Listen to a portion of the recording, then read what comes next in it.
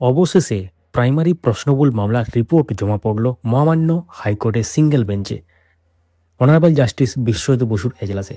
তো এক্ষেত্রে তাহলে কি নম্বর বাড়তে চলেছে এবং কি আপডেট উঠে এলো আজকে, কজ লিস্ট সহকারে এবং ডিটেলস সহকারে পুরো ভিডিওটি আপনারা দেখতে থাকুন। অবশ্যই চ্যানেলটিকে সাবস্ক্রাইব করে রাখুন, যারা পাশে থাকা অবশ্যই চ্যানেলটিকে সাবস্ক্রাইব করে রাখুন এবং যারা ফেসবুক থেকে দেখছেন পেজটিকে ফলো করে রাখুন। শুরু করা যাক।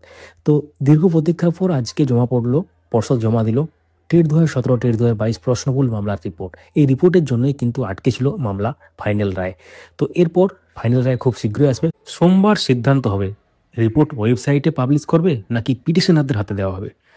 এবং এক্ষেত্রে একটি গুরুত্বপূর্ণ এবং বড় ব্যাপার আজকে হয়েছে, সেটা হচ্ছে মাননীয় বিচারপতি যেটা বলেছেন, যারা পাশ করবে ইন্টারভিউতে বসতে দিতেই হবে, মানে নতুন রিক্রুটমেন্ট প্রসেসে বসতে দিতে হবে অ্যাকচুয়ালি।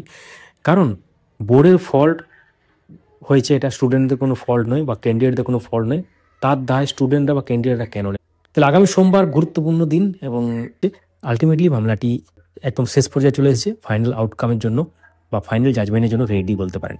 তো নম্বর বাড়ার একটা সম্ভাবনা আছে, এখন দেখার বিষয়ে ফাইনাল জাজমেন্ট এলেই বোঝা যাবে। এখন থেকে তো বলা যাবে না কত বাড়বে কী ব্যাপার, সঙ্গে থাকুন পরবর্তী আপডেটগুলো পাওয়ার জন্য।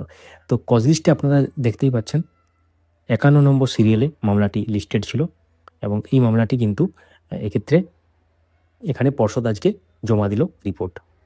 তো মহামান্য ডিভিশন বেঞ্চের দুটো থেকেও কিন্তু অ্যাসাইন ম্যাটার হিসেবে মামলাটা লিস্টেড আছে যদিও। তো সঙ্গে থাকুন, চ্যানেলটিকে সাবস্ক্রাইব করে পরবর্তী আপডেটগুলো পাওয়ার জন্য। ডিটেলসে আবার আসছে, সংক্ষিপ্ত আকারে আমরা এই ভিডিওর মাধ্যমে জানালাম। ভিডিওটি লাইক করুন, সবার সাথে শেয়ার করুন, কমেন্টে আপনাদের মূল্যবান মতামত জানাবেন। ধন্যবাদ।